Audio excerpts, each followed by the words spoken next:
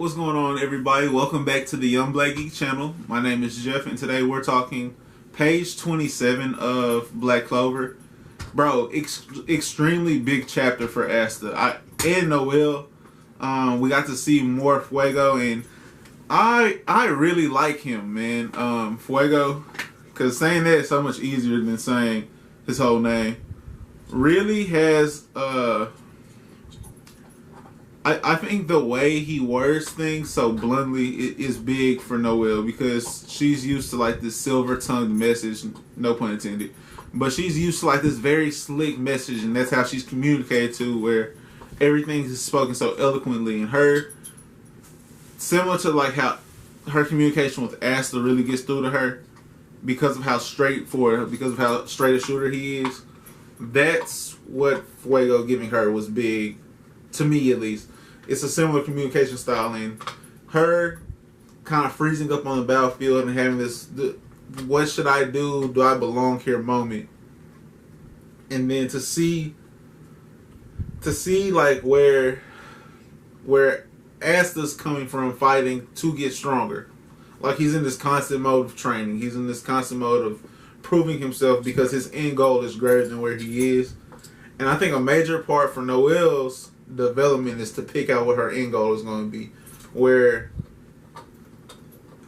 it's kind of tough to compare it to, say, the Straw Hats, because everyone has an end game goal already, but it's a very well developed series, so we understand where every character's motives are going forward. And Naruto, we have a solid grasp of where everyone's end game goals are, even if they're not quite accomplishable for everyone. You can't have multiple Hokages. You still get where people are shooting at. Noelle, we don't really have like a clear cut. Just to improve is not a goal. Like goals have specificity, where they have to be specific. You gotta be specific with your goals to make sure that they're accomplishable. Like, an accomplishable goal is something that you might have to work for, but it is actually attainable. So for me to say I got stronger, I can go work out one time and say like, man, I'm stronger than I was a couple minutes ago because I've worked out. But did I achieve a goal? No, I didn't set a goal. So and when we have a goal set from her, not to get on this tangent and rambling off of one moment in this chapter, but that's really how good this chapter was, where there were so many moments of growth and of potential growth going forward, where we see meaning for characters. So we get that she's there, and then to see her step up and go save this little girl and motivate Aster, like, okay, look, you can shift your focus now. Like, I get that you were here protecting this girl, and that's big. We need you to do that. But now we need you to go beat up Buddy. Go take care of Buddy. So he's like, all right, bet. Now I can be on go. I can be on go. And Aster on go he's a nice fighter, man. He has a very different fighting style for this series. The series is it's so spell based, creation based, and because of that limited hand to hand feel, he's unorthodox. He's unorthodox to the regular. If you guys hear like pops and scratches, Call is out. For those who don't know, Call is my puppy. And so when he's out, and I'm recording at the same time, he plays rough.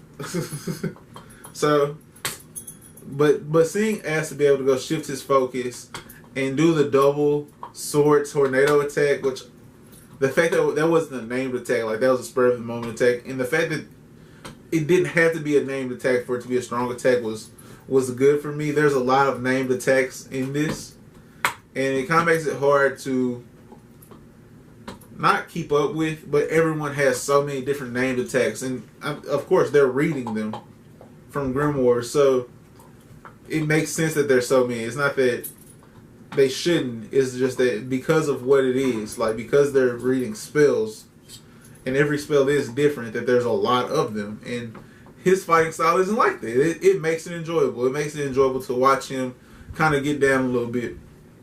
Now, back to Fuego, and to see how strong his fire-based magic is. Sheesh. Like, what a dude. You feel me?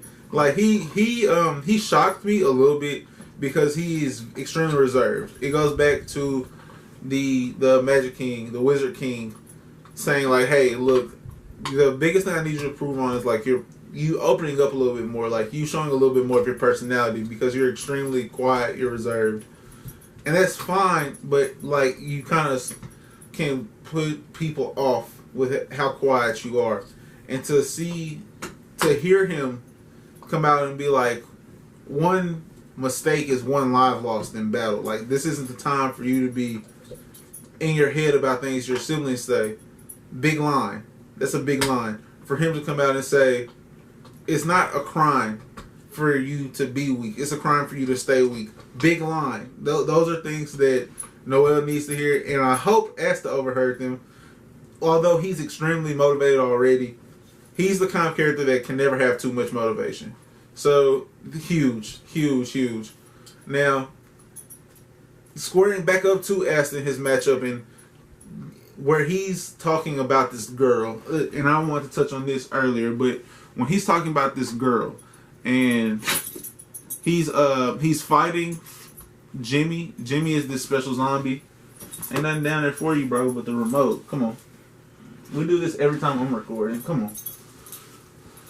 So, Jimmy is this special zombie, I guess, because he does appear different than the rest, and he's number 4 Jimmy, or special 4 Jimmy. I'm not quite sure the wording, but he has these, they kind of look like clouds. They explained it in this chapter, and I have to go back and read it to say it exactly, but they kind of look like these sharp clouds that create like a lot of cuts that don't, I guess your platelets don't stop the bleeding immediately, like you need a recovery magic to stop it or something. I'm not quite sure how that works, but these clouds that Jimmy can create, he at first he's attacking Asta, and Asta, he gets hit one time before he quite realizes what the clouds do, and from then he puts down the big sword, which I like how blunt Asta is, but also how well thought he is in terms of battle. Like, I'm not quite ready to call him battle genius. Kid Sasuke, battle genius. Kid Kakashi, battle genius. Monkey D. Luffy, battle genius. I'm not quite ready to put Asta there yet. Similar to how like Naruto wasn't there yet. But, you know, some people have that naturally, where it's like understanding the way I need to change myself up just based off who I'm fighting. He shows the signs of being able to do that. So he's like, well, I can't swing the big sword fast enough. He has 2 swords, which we still haven't we really haven't explained the first sword. So, I mean, that is probably my biggest gripe with Yuki right now, with Tabata right now, is I need some world building. Y'all know me. I need some world building. I need some explanation. I need answers. And I don't want to hit the wiki for the answers. I need to explain while reading. I need that reaction of that coming in story. I don't want no one to spoil it for me. Like, I want to experience that myself, but I want it soon. We live in a vacuum of I want it now, and I want explanation now. Do you want explanation now? Do you want explanation now? You do? You want explanation? What is this on here? I'll look at it in a second. Hold on. But the fact that he realizes he needs to put that sword down and use the smaller one, and he's deflecting all of the sharp clouds, dope. And while this is happening, we need to know Pegasus' name at least. But Pegasus, zombie Pegasus, is like, you know what, Jimmy, attack the girl in the back then. Like, somebody needs to die. And he doesn't give you that real deal. He don't give you this guy. I don't know if y'all can see that. He don't give you that, like that kind of recklessness where it's like, okay, we'll do this then. But he's like, well, at least go kill her. And Asta's like, no, like, y'all aren't doing that neither. In that moment where Asta gets to stand up and be like a hero to this girl, and what it's doing is not only is it going to create like this a stronger legend of Asta, believe me, where people are like, man, he stood up for that girl, and we saw him take cuts to defend this little girl that he didn't know. But on top of that, it's going to draw this respect where this conversation he's having with Zombie Pegasus, where he's like, look, you're gonna bleed to death protecting this girl for what? Like, just leave her to come fight me. Like, my zombie's already attacking the girl. Like, sacrifice her to come fight me. Because you Magic Knights always feel the need to protect people. And I want to know what his issues are. Why is he doing this? I know I said this in the last chapter, but what is his why? What is his why? How is fine, but I need the whys. I need the whys. Not what, where, or how. I need why. That's the question I want answered. Because that's going to give you so much more detail of who this person is and their reasoning for doing these things. Like, and I don't want to be repetitive at all. It's just, I see it. I see that that's what's missing from the story for me right now. And Aster's response to this, of course, to all of those things are, I'll protect her and I'll protect others, even if there's nothing to gain from it. Like, basically, my protecting of them because I'm capable is enough for me. Hold on, that's not right. Hold on, I'm gonna mom back after this. Shout out to my moms. But I just like them. I like Asta getting to stand tall. I thought that was dope.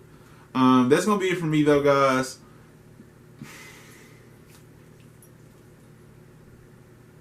Three? Better than three. It was better than three. Probably a 4 fire emoji chapter for me. Mainly because I need the why. That's what's missing, and it's kind of unfair because this was a way better chapter to me than the last chapter, which was a 3-star emoji, or a 3 fire emoji. Excuse me, I haven't upgraded to stars yet. You gotta get to 100 chapters before we go from fires to stars. But like this is Rivals.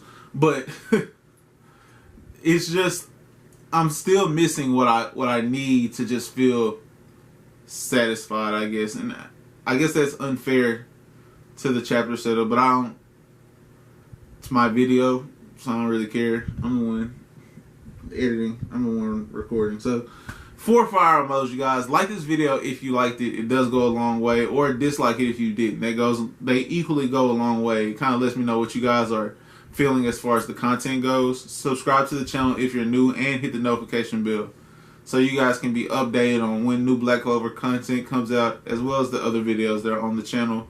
In the comment section below, let me know how you felt about Noelle finally getting that moment to stand up, and how a female character can kind of make you feel when she gets those moments. I know that's a little bit of a hot button topic, but I enjoy seeing her have her moment to shine, have her moment to stand up. Even though she's in more of a support role, we're getting to see her develop as a character. We're getting to see her grow as a character. That's big to me.